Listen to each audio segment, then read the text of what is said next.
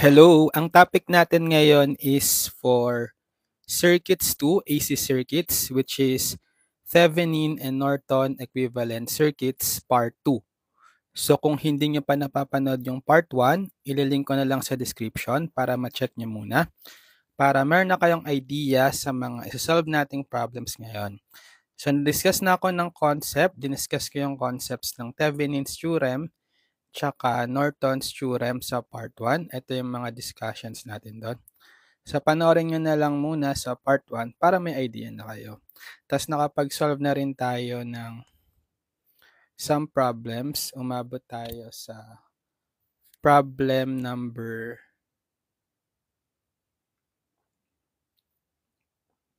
2. Hanggang 2 lang tayo eh. Sige, tuloy natin yung numbering. Let's have problem number 3. Okay, drawing muna natin yung circuit. Or sulat ko muna yung pinaka-problem.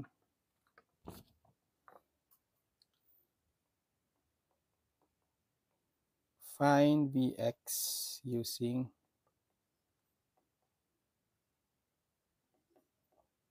Thevenin's theorem.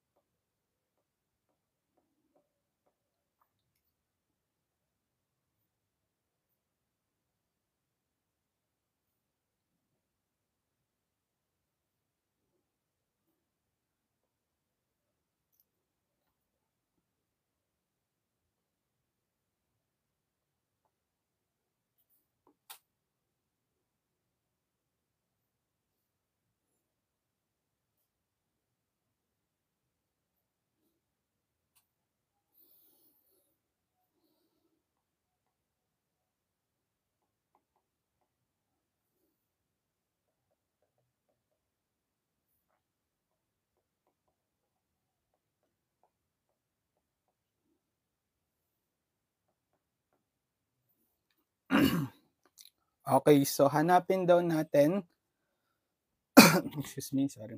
Find Vx using Thevenin's theorem. Okay, so paano natin hahanapin si Vx using Thevenin's theorem? So i-convert natin yung circuit into Thevenin equivalent circuit. So hanapin natin si find VTH tsaka ZTH. So dahil ang hinahanap is yung voltage across the 1 ohm, J1 ohm inductor, so lagyan natin ng label, ito, label natin as terminal AB. Okay?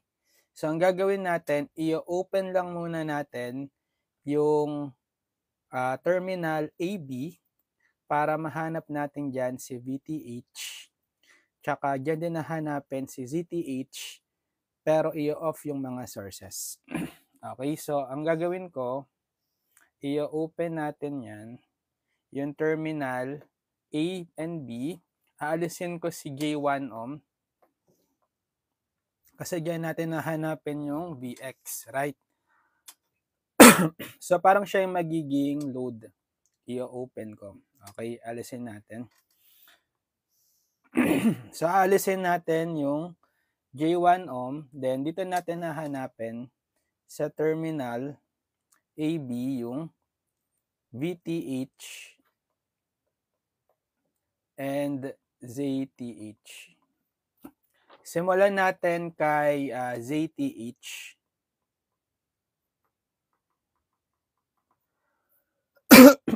Bale, hanapin natin yung equivalent impedance as seen from terminals AB, pero i-off natin yung sources. So meron lang naman tayong voltage source, 75 angle 20 degree. So pag in-off natin yung voltage source, copy ko, i-short, right? Short natin. So sa ZTH muna hanapin natin. Excuse me. So, sa short ko to.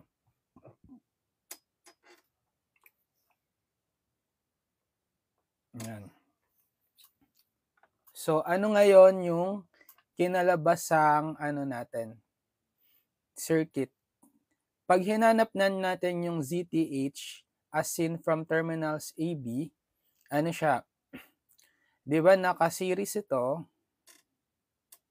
Tapos, naka-parallel yung series kay negative J4 na etong parallel na yan, naka-series sa 10 ohm.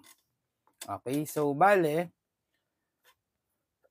excuse me, ang ZTH natin is, so series ito, bale 6, i-add nyo lang kasi series, 6 plus J2 na nakaparallel kay negative J4, tapos naka-series itong parallel na to kay 10 ohm. Okay? So, paano hanapin yung equivalent impedance ng dalawang parallel element? Product over sum, right? So, product ng 6 plus J2 times negative J4 over the sum 6 plus J2 minus J4 and then plus 10. So, pwede nyo na yung i-input sa calculator. Punta kayo sa complex mode. Mode 2. So, degree na lang natin yung angle. So, shift set up 3. So, input natin to. So, 6 fraction 6 plus 2 I. Yung J, that will be the I, complex number, imaginary number, minus J4, so negative 4I, over 6 plus 2I minus 4I. Then, plus 10. Equal. Okay. So, yung ZTH natin is 12.4 minus J 3.2 ohms. Okay. Next, so si VTH naman, for VTH, so ibabalik na natin yung voltage source. Then, hahanapin natin yung VTH across the terminal AB. Right? So, VTH naman. So, anong mangyayari? 'Di ba? Dahil naka-open naman tong part na to, sabihin, walang dadaloy na current dito kay 10 ohm or floating na lang yung 10 ohm. Right? So, ibig sabihin, kahit alisin na natin tong 10 ohm, okay, wala na siyang effect sa circuit. Tapos, kukuhain natin na lang yung VTH dito sa terminal A. Ito si A. Tapos, nandito si B.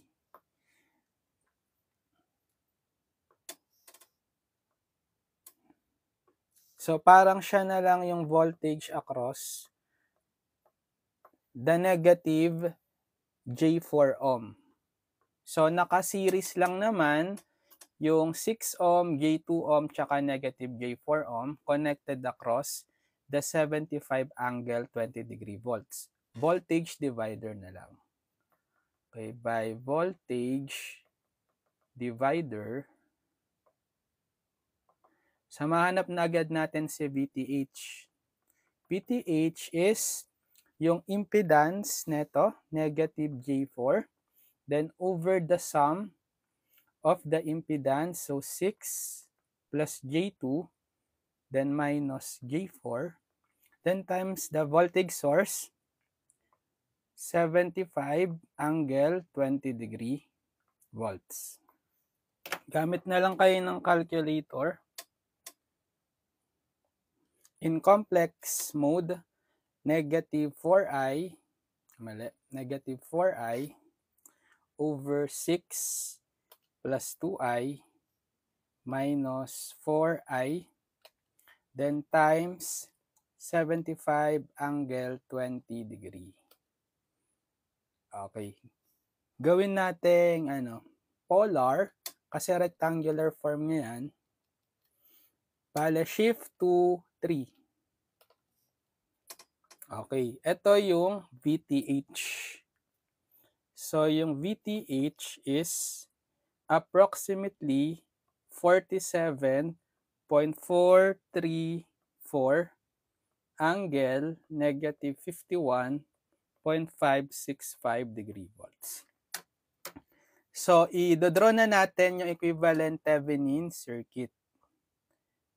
Pag Thevenin circuit, so yung VTH, ito, plus minus VTH is naka-series doon sa ZTH. Ito si ZTH. Tapos, yung hinahanap nating VX, so nandito yon yung terminal A, terminal B. Kumbaga, ito yung equivalent Thevenin circuit netong part na to. Netong kabuuan yan. Okay. Yung kabuuan ito, circuit na yan, without the load na J1 ohm, ang equivalent Thevenin circuit niyan ito. Tapos saka nyo i-load dito yung pinakahinahanapan ng VX, 'di ba si inductor na J1 ohm, hanapin nyo yung VX. So J1 ohm, hanapin si VX. So anong nakuha nating VTH? So si VTH is ito, 47, or sige, wag nating isulat, basta VTH ito, tapos ZTH ito. So by voltage divider ulit,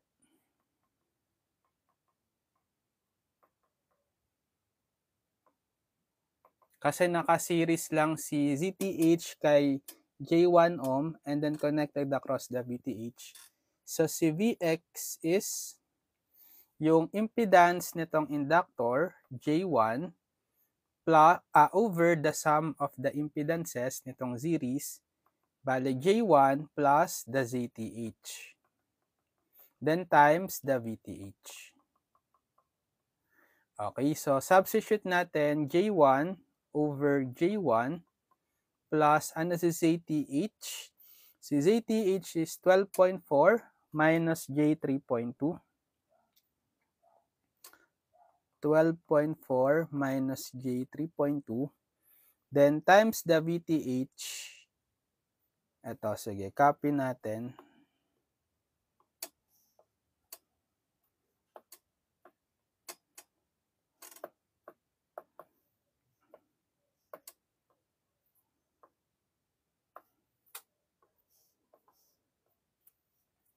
So, gamit na lang tayong calcu in complex mode. So, 1J, J1 or I na lang yon over I plus 12.4 minus 3.2I, then times 47.434 angle negative 51.565 equal. Okay, in rectangular form ito, gawin nating polar, shift to 3. Okay, 3.767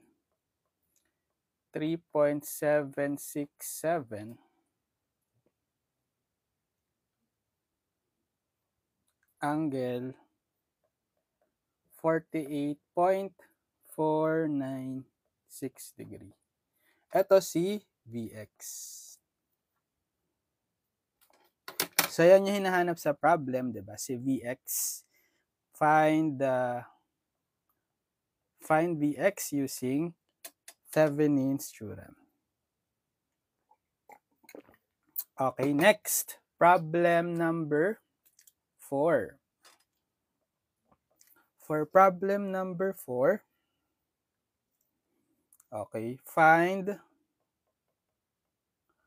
VO using Thevenin's theorem. So, ito naman yung circuit.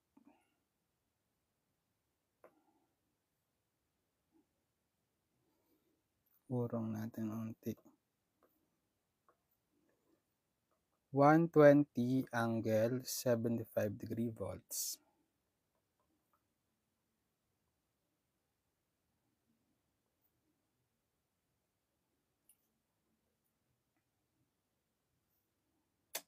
Drawing muna natin.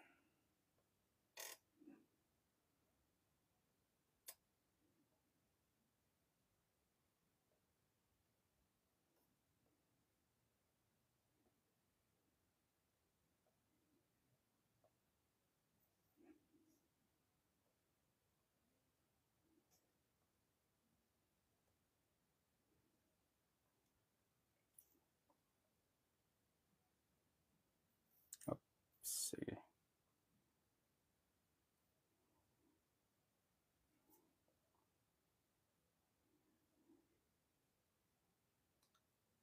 Eight ohms, J12 ohms, negative J6, 4 ohms, 1 ohm. So this is plus minus VO. Okay, find VO using Thevenin's theorem. So, nasan si VO? Ito, nasa voltage across the 1 ohm.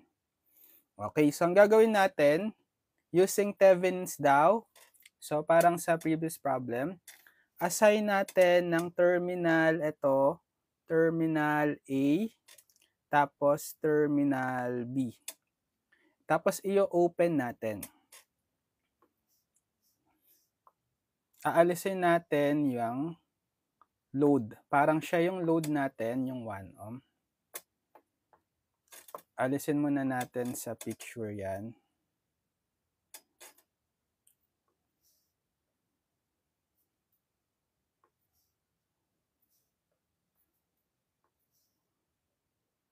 So, hahanapin natin dito yung ZTH, terminal AB, saka VTH.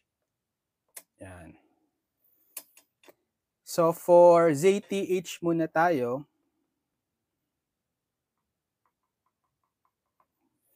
Bale, i-off natin yung source.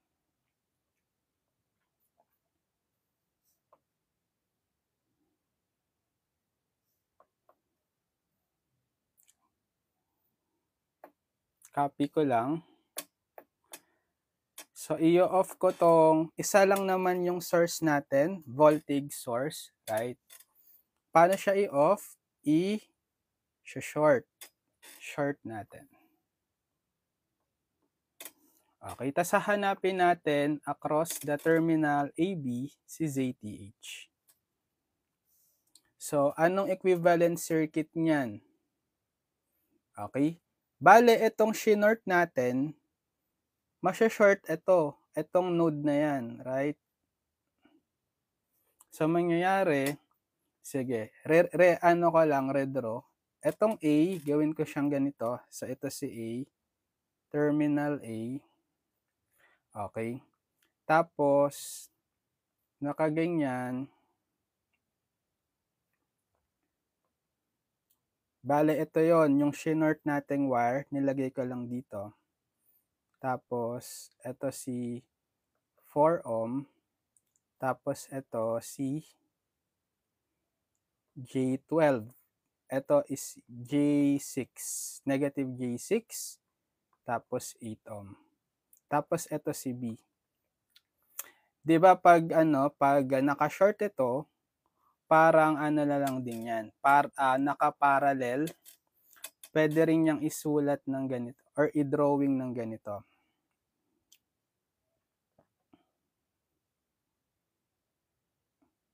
Okay, etong shorted na yan, ito yan na another shorted, ito naman.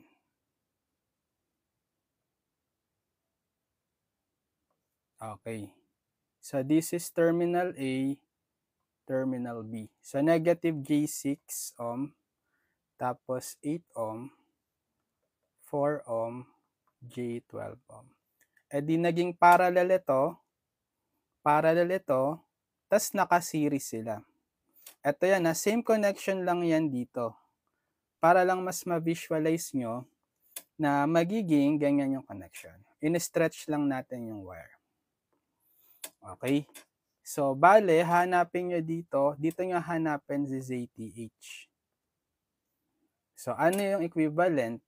Yun nga, so ZTH is, so parallel ito, 8 is parallel to negative J6 na naka-series dito sa parallel na 4 kay J12. Okay? Yan. E di, gamitin natin yung formula sa dalawang parallel, product over sum.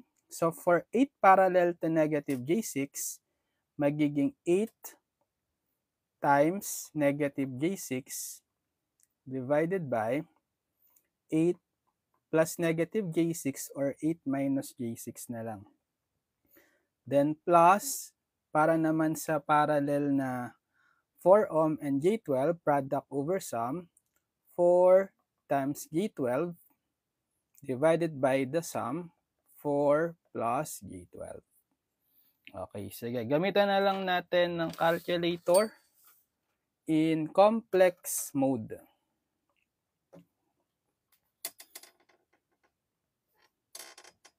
So, 8 times negative 6i over 8 minus 6i plus 4 times 12i. 4 times 12i over 4 plus 12i. Okay, ito yung equivalent. Okay, 6.48 minus 2.64i. Okay, or kapag gumamit tayo ng J, 6.48 minus J, 2.64 ohms. Okay, next. So, paano naman nahanapin si VTH? For VTH naman tayo. Okay? So, ibabalik na natin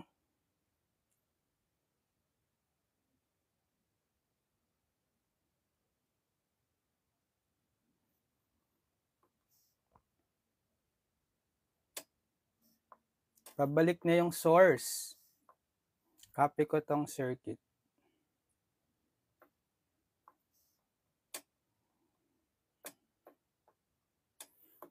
So, ang hanapin natin is ito. Plus minus VTH.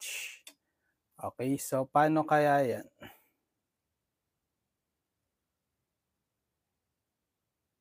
So, gawin ko, dahil hanapin natin si VTH, magke-KVL tayo dito. Pwede tayong mag-KVL dito sa upper loop na to. Pwede rin dito sa baba kung gusto nyo. Sige, sa taas na lang. Pero kailangan makuha natin yung voltage sa negative J6 tsaka voltage kay 4 ohm. Paano? Kasi ano bang equivalent circuit nito? 'Di ba parallel? Parallel itong negative J6 in series kay 8 ohm, kay 4 ohm in series with J12 connected across the 120 angle 75 degree volts. E di dapat yung voltage across this branch same lang sa voltage across this branch which is equal sa voltage source. So pwede nating makuha yung current flowing, right? Kasi Ohm's law na lang, meron ka ng impedance, may voltage ka. Pag nakuha mo yung current dito sa branch na yan, yun na rin yung dadaloy kay negative J6 saka 8 ohm kasi in series. So makukuha mo yung voltage dito. Ganun din dito, i-ohms law mo yung current. So yung dadaloy na current kay 4 ohm, same lang dito kay J12, iisa. Yung in-ohms law mo, makukuha mo ngayon yung voltage across the 4 ohm. So may voltage siya na, i-KVL mo na. Makukuha mo na si VTH, right? Sige, so dahil yung direction nung or yung polarity ng ating voltage is plus minus, so yung i-supply niyang current is pa-clockwise, right? So magba-branch out yan, let's say ito yung total current, magba-branch out yan dito, pababa. Ito si I1, let's say ito si I2. Okay, so hanapin natin si I1, by Ohm's law lang to. So Ohm's law, current is voltage over the impedance. So ano yung voltage nga? Parallel, di ba? So equal sa 120 angle 75 degree pareho. Yung voltage sa branch na to saka sa branch na to. So 120 angle 75 degree divided by the impedance na nakaseries si 8 ohm kay negative J6. So 8 minus J6. Okay, gamit tayong, or sige, kuhain muna natin. Para maging exact tayo, wag muna natin computein. Kuhain din muna natin si I2. So Ohm's law, V over Z. Bale, same voltage, di ba? 120 angle 75 degree divided by impedance. So series din itong 4 ohm kay J12. So impedance nun is the sum ng 4 plus J12. Okay. Tapos, kukuhain ngayon natin yung voltage dito. So, bali ang voltage dito, passive sign convention, dahil pababa si current, plus, minus. Dito, pababa si current I2, plus, minus. Ano yung voltage? Bale, 4. So, dito tayo sa loop na to, sa loop. Bale, pag nag-ano tayo, nag-KVL tayo sa loop na yan, ay hindi. Ito ay resistor, no?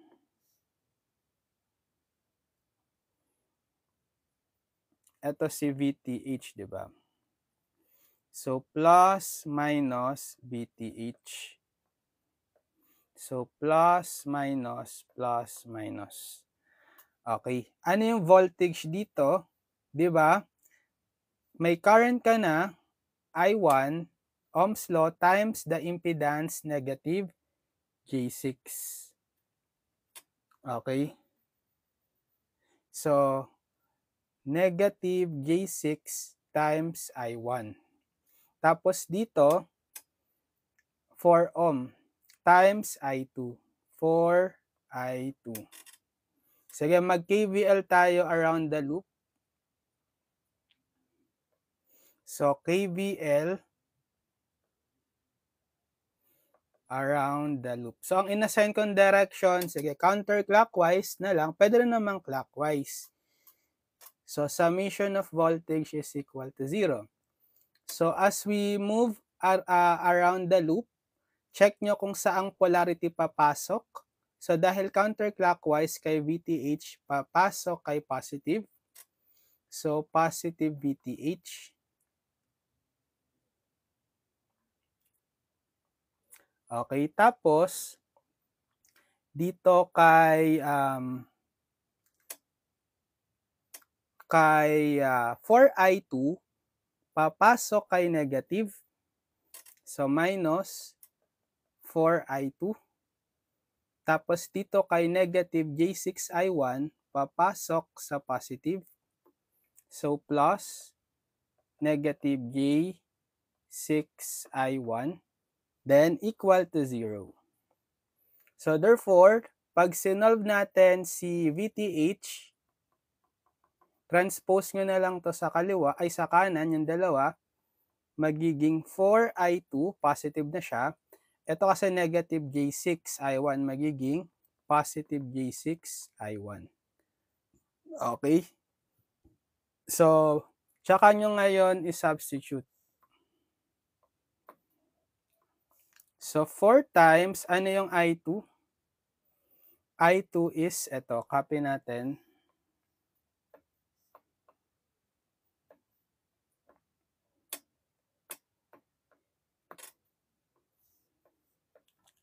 Plus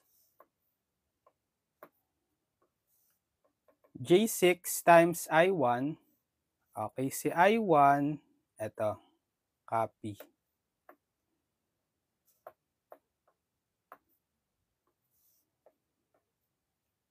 Okay, try nyo yung i-input sa calculator. Ito si VTH ha. So, 4 times 120 angle 75 divided by 4 plus 12i. 12i. Then, plus 6i times 120 angle 75 over 8 minus 6i. Tama? Equals. Okay, ito yung rectangular form. Convert nyo to polar. I-shift to 3.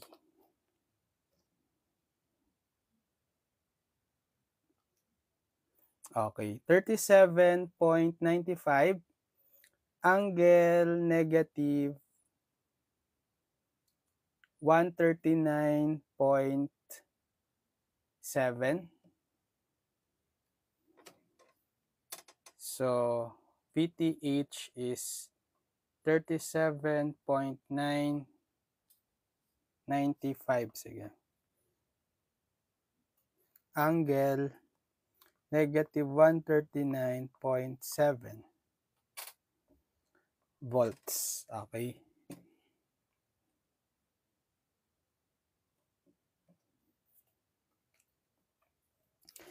VTH.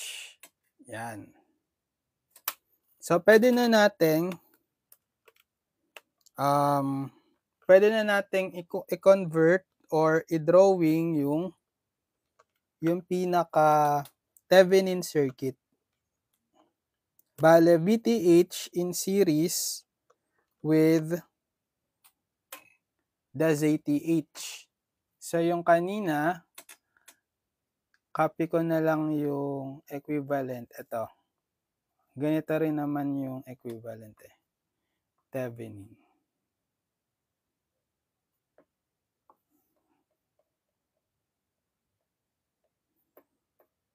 Yan. Pero ito, ngayon, papalitan natin. Ang load ngayon is hindi yung inductor, di ba? Yung resistor. Di ba? Yung 1 ohm ba yun? Ito. Yung 1 ohm.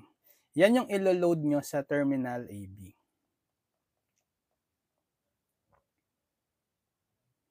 Okay. Lo-load nyo ngayon yan si 1 ohm. Tapos hinahanap VO naman, hindi VX. So, by voltage divider lang din, by voltage divider rule or VDR for short, bale VO is yung impedance or resistance nitong 1 ohm over the sum ng impedance, bale 1 plus ZTH. Then times the VTH. So, we will have 1 over 1. Ano nga ba si ZTH? Yung nakuha nating ZTH, ito, copy ko na lang. 6.48.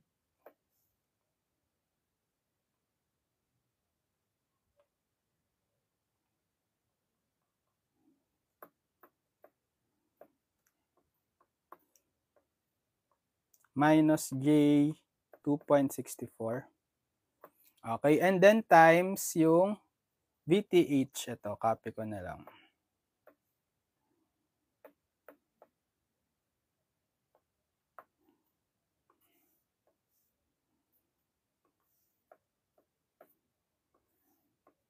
Yan. So, input na lang natin sa calculator. So, 1 over 1 plus 6.48 minus 2.64i, then times 37.95 angle negative 139.7 and equal. Okay, in polar, shift to 3.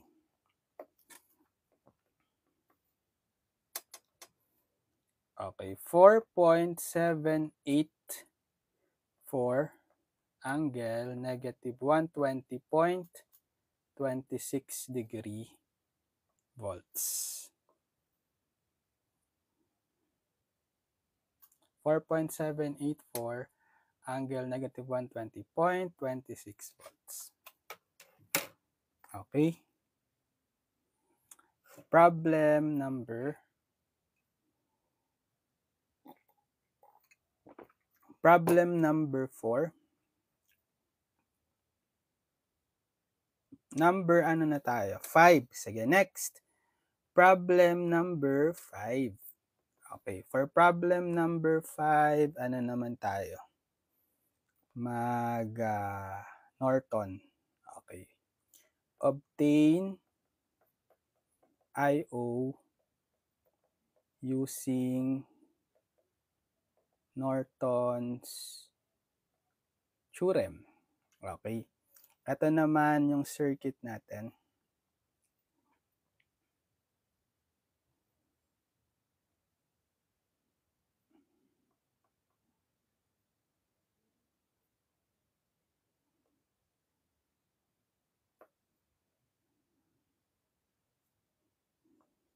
.40 angle 90 degree volts.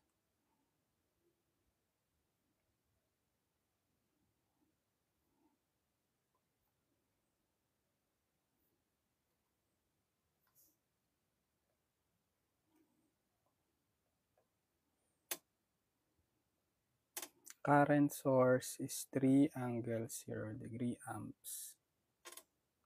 Tapos merong 10 ohms G4. 10 ohms G4 ohms. Type plus minus.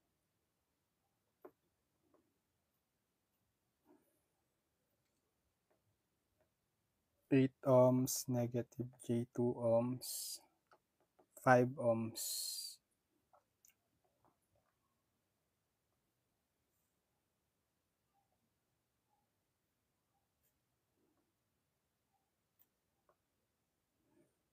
Okay, 20 ohms tsaka J15. Ang hinahanap is ito si IO. Okay. Obtain IO using Norton's theorem. So pag Norton's theorem naman, hahanapin natin si IN, yung Norton current, tsaka ZN. Yung Norton's current, i-short natin, short circuit current, di ba? Kapag VTH, open voltage, yon. Kapag IN, short circuit. So, bale, dahil ang pinapahanap is yung IO, siya yung current na magfo-flow dito sa branch na to, yung naka-series na 20 ohm, tsaka J15. So, labelan natin tong terminal na to as A, then ito as B. Diyan natin nahanapin yung IN tsaka ZN. So, out of the picture muna sila. So, copy. So, kapag ZTH, for ZTH, so tatanggalin lang muna natin to, yung element na yan. Then, hahanapin natin yung Zn pala, no? Zn kasi Norton, ZTH sa Thevenin. Hanapin natin yung Zn across the terminal AB. Tatanggalin niya muna yan sa circuit, yung pinaka-load. Tapos, i-off yung mga sources. So, meron tayong dalawang sources this time. Isang current source, saka isang voltage source. So, alam na natin kapag voltage source, i-off siya by shorting. Short out natin to. Ay, natanggal. So, i-short natin yung voltage source. Yan. Tapos, i-open natin to. Kapag current source naman, para ma-off, i-open. Okay. So, anong kinalabasan? So, tanggalin natin tong mga floating wires na yan. Yan. So, as seen, dito sa terminal AB, anong mangyayari? Ang Zn natin ay naka-series dito, series si 5 ohm, dito sa parallel, eto naka-series lahat yan ha, parallel dito sa wire. 'Di ba pag wire, 0 ohm, so masya-short out ito.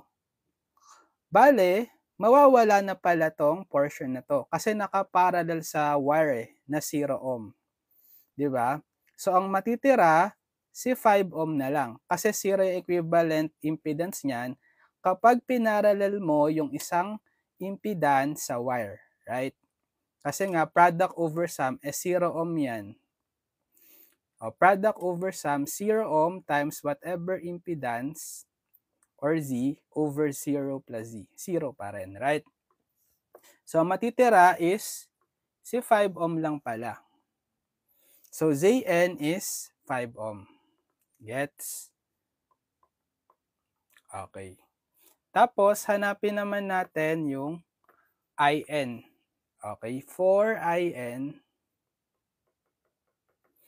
so ang gagawin, copy natin yung original circuit. Ito.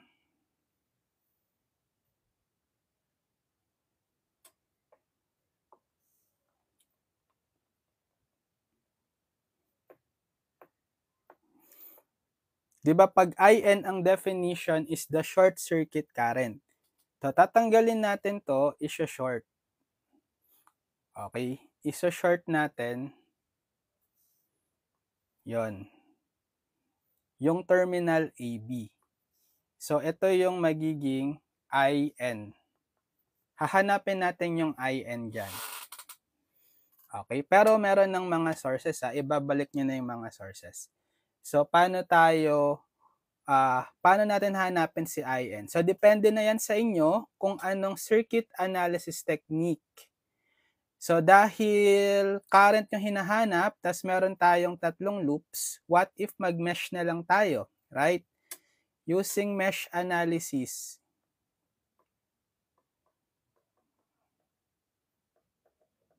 So, ilan ba yung mesh natin? Tatlo. Isa, dalawa, tatlo. Assign tayo ng direction ng current. So, dapat pare-pareho. Clockwise na lang pare-pareho. Mesh current I1, mesh current I2, then mesh current I3. Okay.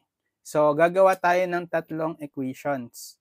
Bale, kapag nakuha natin si I3, kasi siya na rin si IN, di ba? So, ang goal lang natin is mahanap si I3, find I3, which is siya yung magiging IN.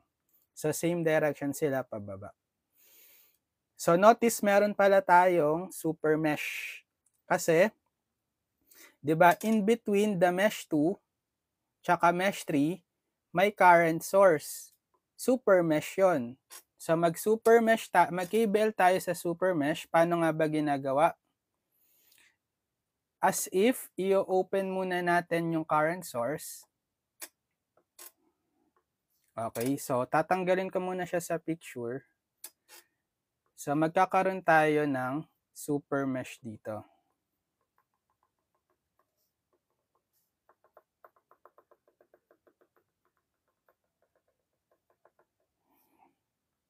Okay. Magke-KVL tayo. KVL at super mesh. So, summation of voltage is equal to 0. So, pagsasamahin natin yung KVL equation sa mesh 2 tsaka KVL equation sa mesh 3 sa isang equation. So, simulan natin sa KVL sa mesh 2. So, hanggang dito lang yung boundary. Dito lang tayo. So, wala siyang voltage source. So, proceed na agad tayo dun sa sa mga voltages across the elements. So, kapag due to mesh current I2, voltages dun sa mga elements sa mesh 2, positive yung gagamiting sign, di ba? I-add nyo 5 plus 8, 5 plus 8, then minus J2, then times I2. Okay, tapos kung meron bang common element or impedance sa other mesh, sa mesh 2? Yes. Sa mesh 1, saka sa mesh 2, common itong impedance na yan, yung 8 minus J2 ohm. Bale, ima-minus natin yan, minus yung voltage across this common element due to I1. Okay? So, bale, negative. So, sum up nyo lang yan, 8 minus J2 times I1. Okay. Next. So, dito naman tayo sa mesh 3. So, wala tayong voltage source. So, proceed tayo sa mga voltage across the elements. So, we have, eto lang si 10 ohm tsaka si J4. Right? So, positive yung voltage across them if due to I3 sa mesh 3. So, add nyo lang 10 plus J4 times I3. Okay. And then, common. Ima-minus nyo uli yung common. Common dito sa mesh 1 tsaka sa mesh 3. Ito namang element na to, yung 10 plus J4. So, minus 10 plus J4 times I1. Then, everything is already considered. Equate nyo na to 0. Sige, combine lang natin. Bale, 5 plus 8 minus J2. 13 minus J2 times I2. Tapos, etong mga I1 pwedeng i-combine. So, minus, bale, fa-factor out natin si I1. Tapos, i-add natin yung coefficients. So, 8 minus J2 plus 10 plus J4. Right? Then, plus, so copy lang tong 10 plus J4 I3 equal 0. So, combine pa natin. So, we will have 8 plus 10, 18. Sige, so 13 minus J2, I2, then minus, so 8 plus 10, 18, negative J2 plus J4, positive J2, I1, then plus 10 plus J4, I3. Equation 1. So, equation 1 pa lang to, tatlo yung kailangan natin, di ba? Kasi tatlong mesh currents. So, di ba kapag may super mesh, isang KVL equation tsaka isang KCL. So, i-drawing natin ulit or i-back to picture na natin ulit yung current source dito. Mag-KCL naman tayo. Let's say, saan pwedeng mag-KCL para ma-relate yung mga mesh currents doon sa 3-angle 0 amp current source. Dito na lang sa taas. Okay? A, sige. Summation or KCL at A. Okay?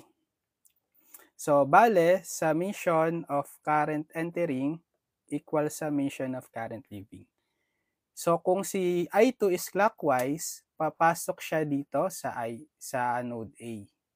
Kung si I3 is clockwise din, bale palabas siya sa node A. Right? Tapos itong triangle 0 papasok.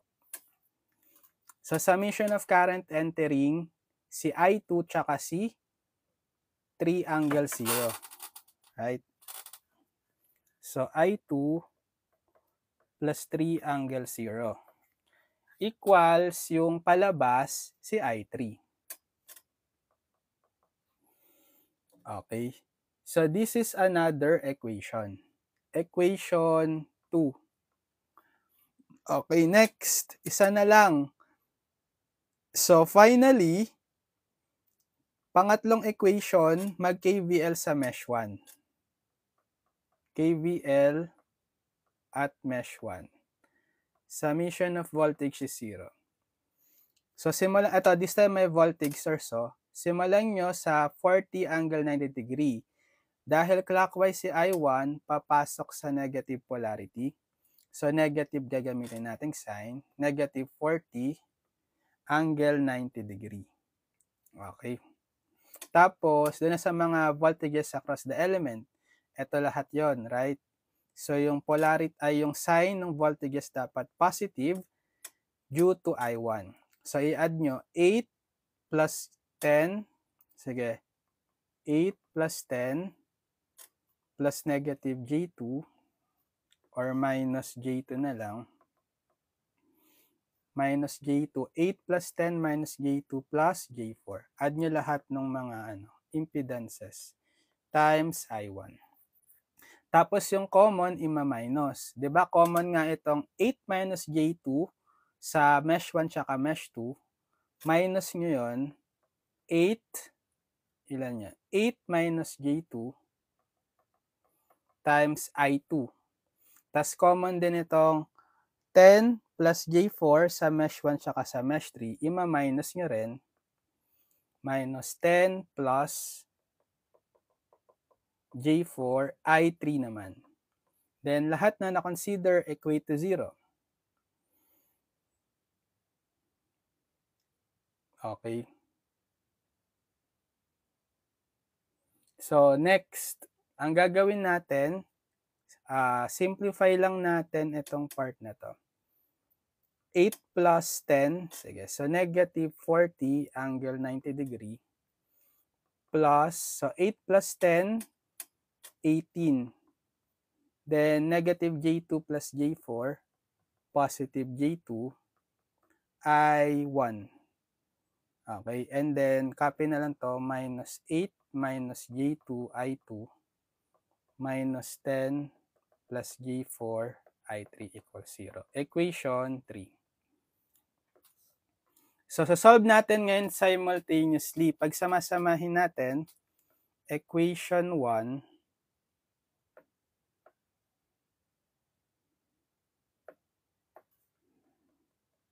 equation 1, equation 2,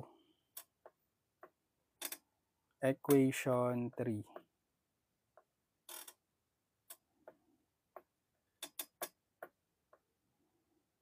Yan. So, hindi to masasolve ng calculator, kasi mga complex numbers yan. So, pwede kayong gumamit ng elimination method or substitution method, or kung gusto nyo ng mga naka-matrix, Cramer's rule. Pero check natin baka pwedeng elimination substitution.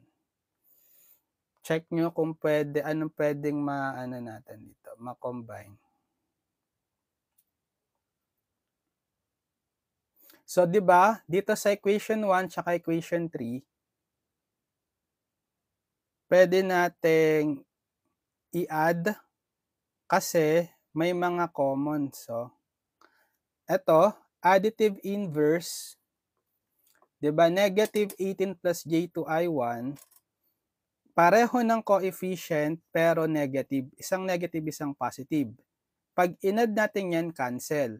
Dito rin kay I3, 10 plus J4, positive dito sa taas, sa equation 1. Same, 10 plus J4, pero negative. Additive inverse. So kapag inad natin to, makakancel. Ang matitira, ito yung I2 Tapos dito sa isa, negative 40 angle 90 tsaka ito. O, ma-eliminate pala natin si I1, I2, si I1 tsaka si I3. Pag inad yung equation 1 and 3, matitira lang si I2, masasolve natin. Sige, so add 1 and 3. Okay, pag inad natin yung 1 and 3, masasolve si I2. 1 plus 3. I-add natin So, di ba, i-add nga natin to, cancel. Ayan. Kasi additive inverse. Ito rin, cancel. So, ang matitira, i-add natin si 13 minus J2 I2 minus 8 minus J2 I2. Tapos, wala kang i-add dito. Copy nyo lang negative 40 angle 90 degree.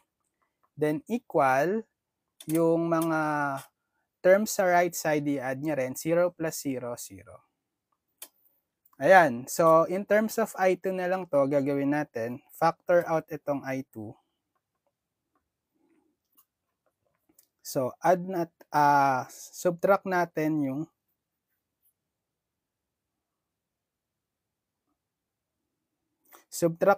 tong coefficients. So, 13 minus J2 minus quantity 8 minus J2.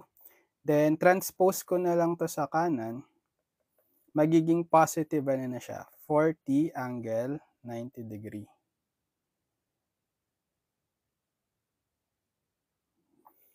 So, ilan to? Distribute yung negative. 13 minus J2 minus 8 plus J2. Right?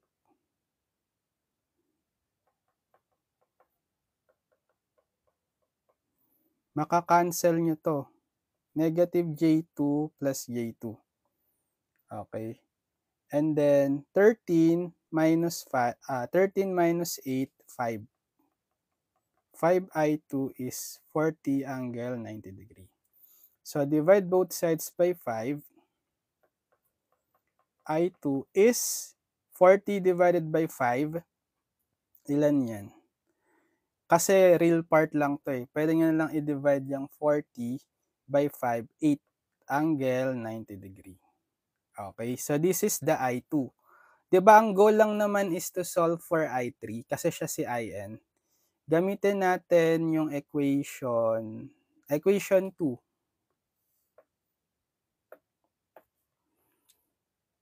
From 2, I3 is, tamang-tama si I3 is in terms of I2 lang.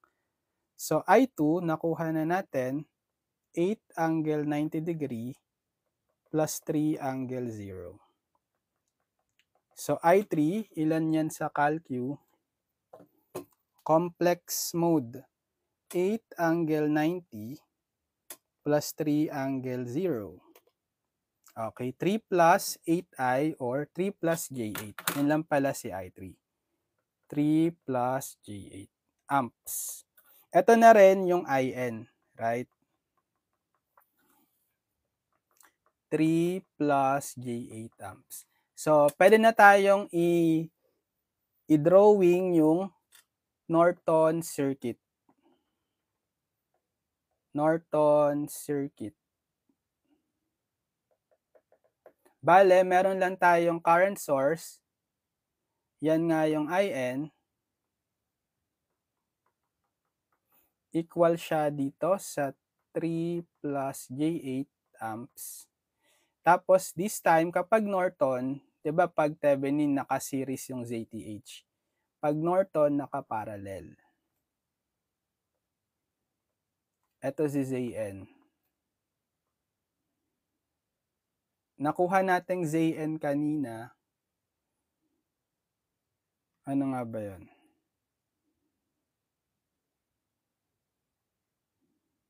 Nga, 5 nga lang pala siya. Okay, 5. 5 ohms. Tapos, dito sa terminal na yan, di ba, dito si A, tsaka si B. A, B. Diyan yung i-connect ngayon, yung pinaka-load natin, yung series, ano yan? Check natin. Ito, yung series 20 ohm tsaka J15. Tsaka nyo ilo-load ngayon dyan.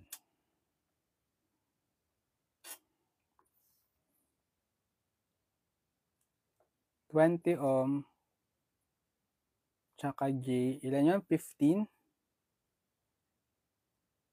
J15. Tama. J15 ohms. J15. Yan. So, bale, itong circuit na to, yung Thevenin na yan, I mean yung Norton circuit, yan yung equivalent netong kabuang circuit dito sa terminal AB. Yan. Kinonvert lang natin to into Norton circuit. Kaya pwede nyong i-load ngayon pabalik itong 20 ohm J15 na naka-series. Which is madali na lang mahanap. Ang pinapahanap, di ba, yung current IO? Current flowing dito. Dahil parallel si CN dito sa series 20J15 na connected across a current source, pwede na lang tayong current divider.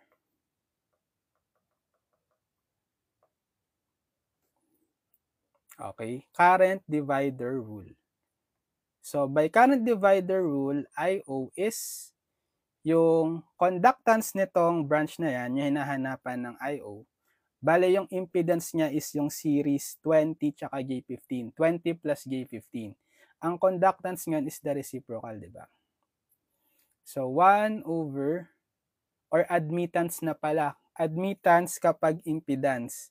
Kapag resistance, conductance. Admittance nito is reciprocal ng impedance 1 over 20 plus J15, then over the sum ng admittances nitong dalawang branch. So, 1 over admittance ulit nito, 20 plus J15, then plus 1 over admittance nitong Zn, reciprocal ng 5, 1/5. Then times the current source, 3 plus J8. So, gamitan nyo na lang yan ng calculator.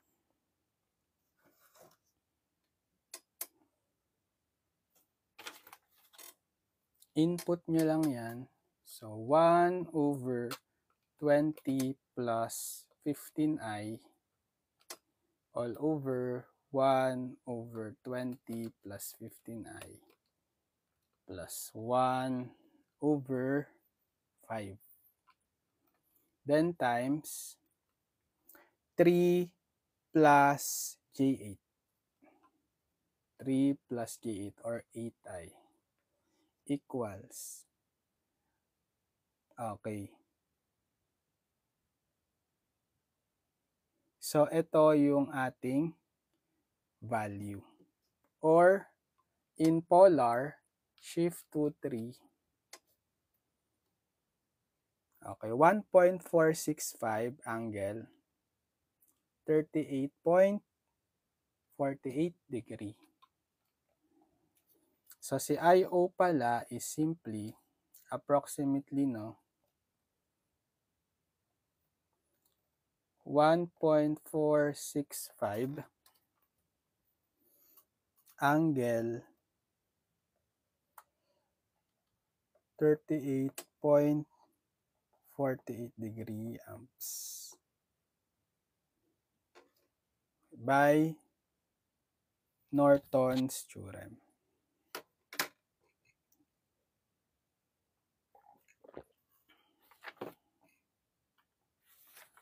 Okay.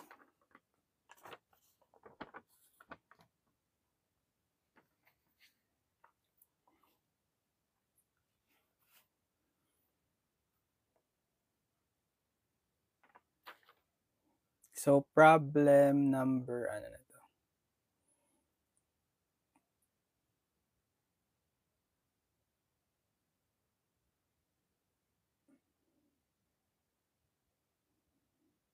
Number 5.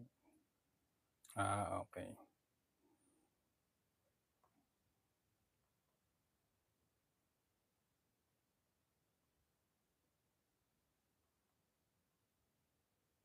Five pa lang ba? 1, 2, tama, 5 pa lang.